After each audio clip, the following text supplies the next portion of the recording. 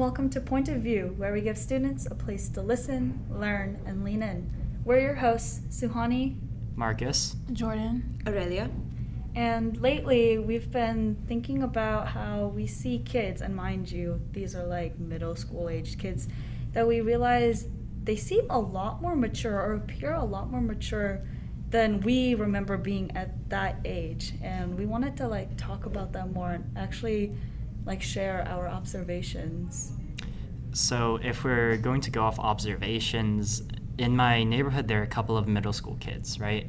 And mind you, I was kind of a nerdier kid back in middle school, so of course I wasn't as social in middle school as maybe some of the middle schoolers I'm looking at now. However, sometimes on Friday nights when I'm hanging out with my friends and we get home at around, 10:30, I see these middle schoolers out with their skateboards and their phones, and I could definitely see them passing as kids my age. I'm not sure. It's just how they carry themselves, what they do, the way they interact with their peers, and just some of the things that they say and do just make me question, oh my gosh, these guys are 4 years younger than me. You kind of forget that too, because this weekend I hung out with my sister's friends, and when I was talking to them, it didn't feel like I was talking to, significantly younger children until I reminded myself, wait, some of these topics aren't really things that they should be, or that I remember talking about when I was their age. They're talking about really intimate relationships, and they're, bad-mouthing some kids, or just gossip. But this kind of gossip, at least I wasn't exposed to until high school, and that to the later years. Whenever I see middle schoolers, I always compare how they're acting from when I was in middle school. When I was in middle school, I was weird. I was really weird and closed off. I was like a gremlin. But then when I see other kids that age and they're acting like how I act now, I always find it interesting how we're the same. We were the same age. They're 12. Their 12-year-old lives compared to mine. I was more kiddish, but now they act like I act as a 16-year-old, and I'm just okay, what are you doing different that I didn't do, or what did I do that you guys didn't do?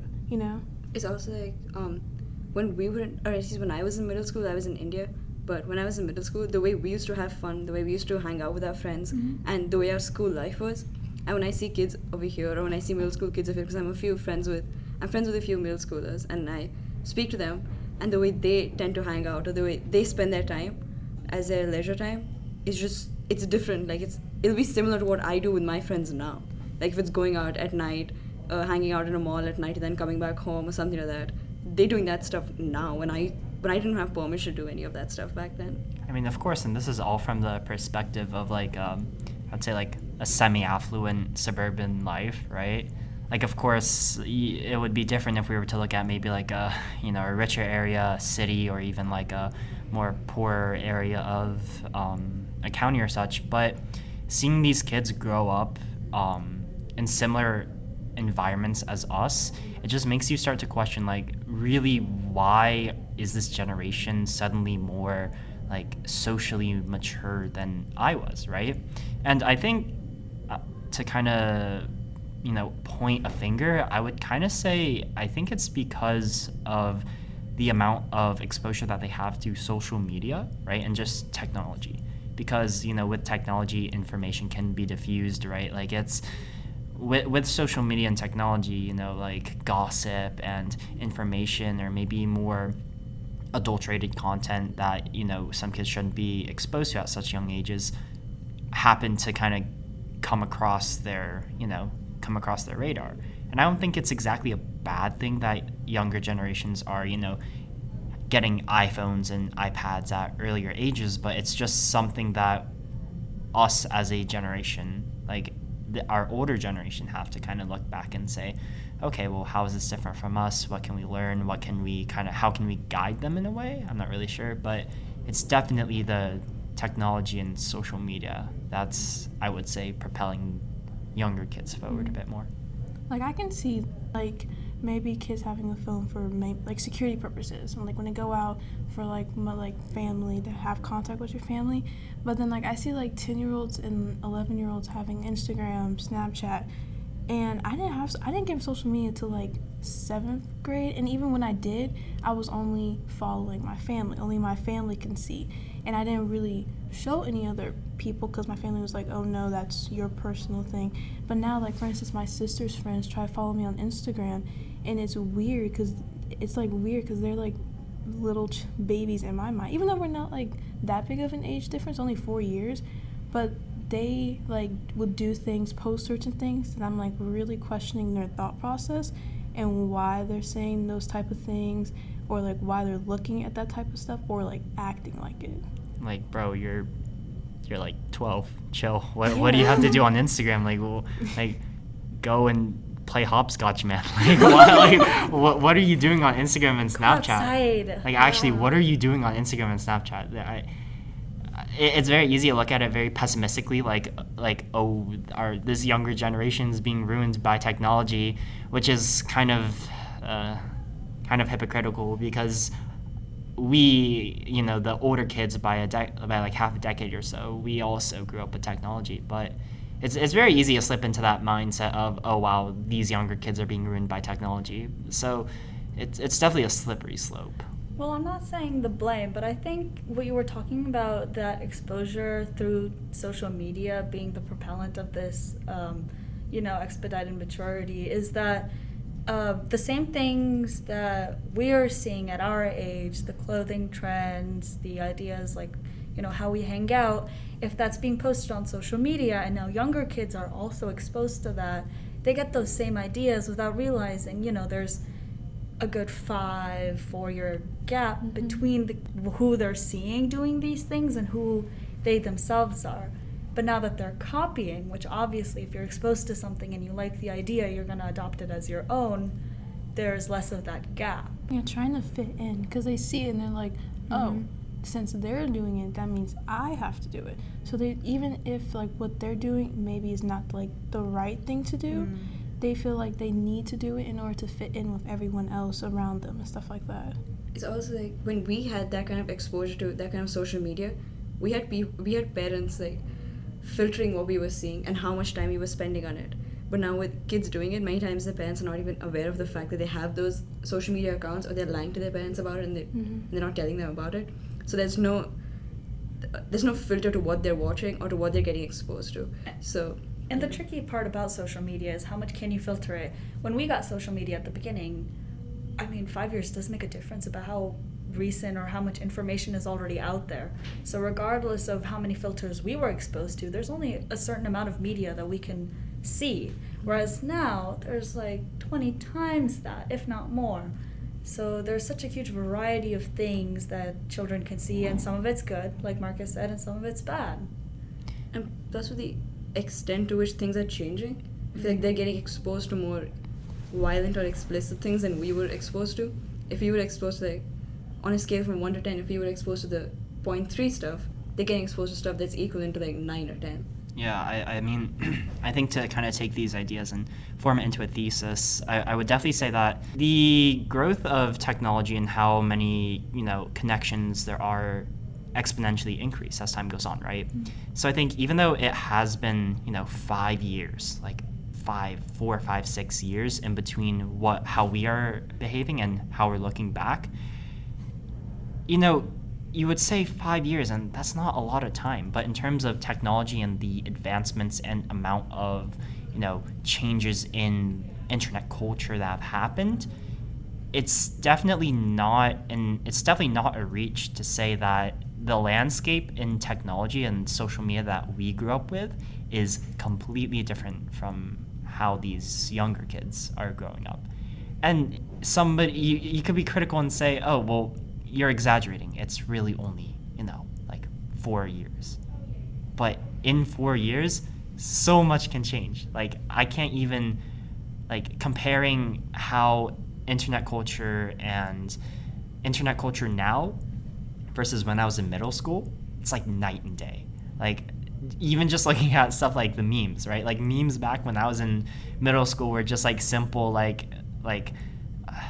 slapstick jokes, and then now I'm looking at some of the memes and jokes that are being thrown around today, and I don't even think I should be describing what Yeah, I definitely should not be describing those jokes. But it's definitely, gosh, it's a completely different world from even 4 years. It's 4 years. That's not a lot of time, but it's just so much has changed. So then, other than social media, what other reasons could there be for, some of these younger kids to be more mature than at least we remember being at that age? Or, knowing about these more mature topics? This is not the society, but like the environment that they're in, or like what they're surrounded by.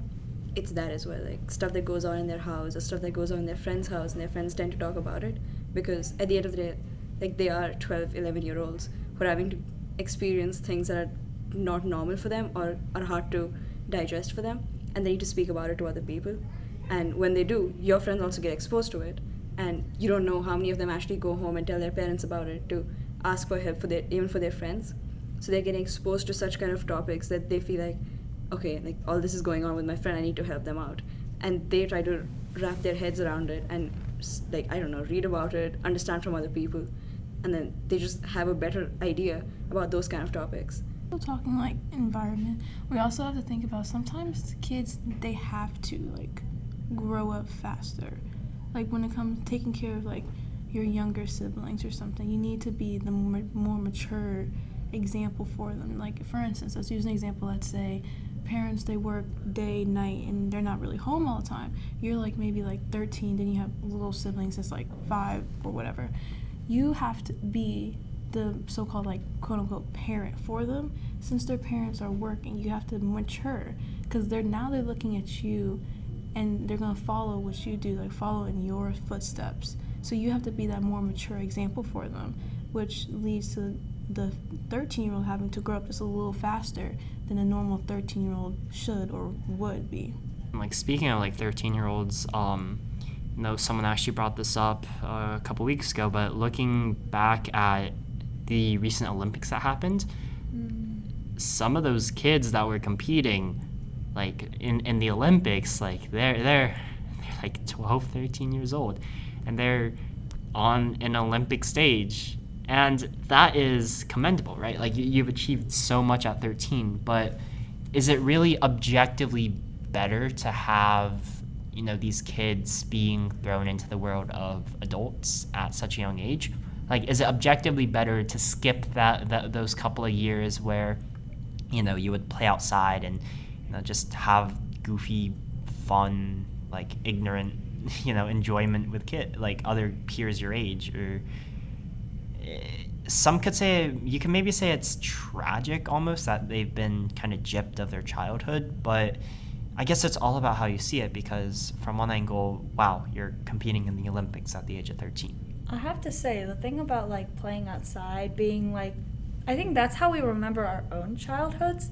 But if I think about my cousins who are like 8-ish, right, in like elementary school, they're glued to their screens. So I think the whole childhood experience itself has been redefined. I don't know if my cousins go outside nearly as much as I did. I remember, going outside, actually like picking up sticks and whatnot, just like actually, really doing random stuff because I had nothing else to do. You would see all the neighborhood kids out together because there was nothing to do at home. But now everyone has their own screen. Like the iPad children. The iPad kids. Like you see them out in public. Like you see them out in public. Like they have like a leash backpack on them, and they're like on their crusty iPad with like the big rubber case, and like they're watching like Cocomelon or something. But honestly, I think I can maybe pinpoint exactly when that transition happened, right? Because I don't want to sound like a conspiracy theorist, but Fortnite. I sincerely think it's Fortnite that was the genesis of this, difference in growing up, right? Because I remember, like you said, Suhani, I remember playing out with sticks, right? I remember some of my fondest memories in childhood were just walking out, introducing myself to a random neighborhood kid, and like throwing a stick at them and then fighting a stick. Okay, or like climbing up a set of stairs. In my mind, it was a really high set of stairs, but it was maybe like a foot up, and just jumping, like and then climbing back up and jumping off of it, and pretending I could fly, right? And then Fortnite came around, right? And then we made that transition from, playing outside with your neighborhood friends to getting off the bus and say, hey, do you want to play Fortnite after school, right? And then you could see that maybe the change in YouTube content, right? It went from more like niche stuff to more like, daily Let's Play content that you could definitely see a kid enjoying more, right? So I would say we as, 04, 05, 03 kind of, or like that, that kind of early 2000s timeframe, we were able to definitely get the benefit of, the playing outside childhood and also the growing up with technology, like almost a perfect balance. And now, since technology is rapidly growing, these younger kids that are growing up have less of that playing outside and more of growing up in complete technology. Like, weird fun fact, when I was like 8 and my sister was 4, we had a garage at the time, and my mom would take us outside to, ride a bike, hula hoop. We used to literally look for bugs on the ground, take our bubble gun, and like trap the bug in the bubble. Don't ask me why we did that, but we thought we were the most like amazing. We thought we were part of like John Wick or something, trapping bugs with bubbles.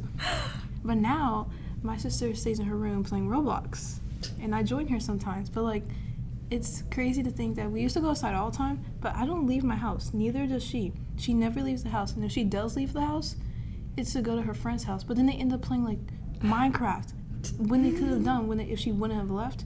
But they just changed. Let me just ask: Is this a bad thing?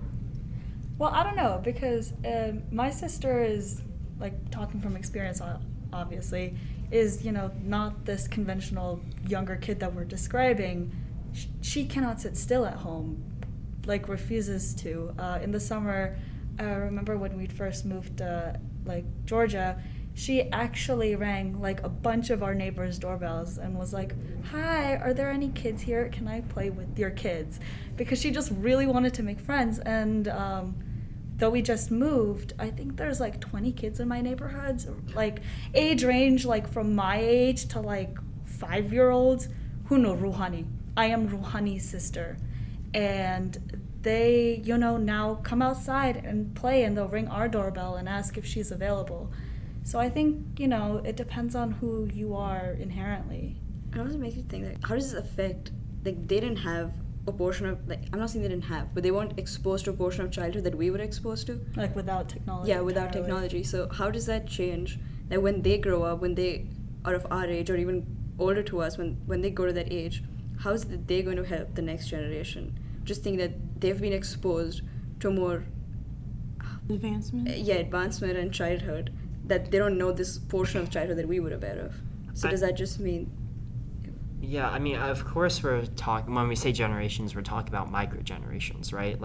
There is definitely a big generational gap between, let's say, millennials and Gen Z, and then even within Gen Z, they're micro-generations, like early 2000s and then late 2000s, or early 2010s, right? There's a big difference in culture, right? So again, we are kind of young ourselves, so we can't really say, but I'm pretty sure if I were to, throw a blind dart, I would definitely say that with these next coming generations, rather than having a negative outlook, they haven't really experienced childhood, they've grown up fast, I find that I think that with these younger kids that are coming along, right? Maybe when we're in college, looking back at upcoming middle schoolers, right? I don't know what'll happen, right? But I definitely think that at that point technology will be advanced to such a point, where maybe instead of playing outside with sticks, they'll be playing in virtual reality with the sticks, right?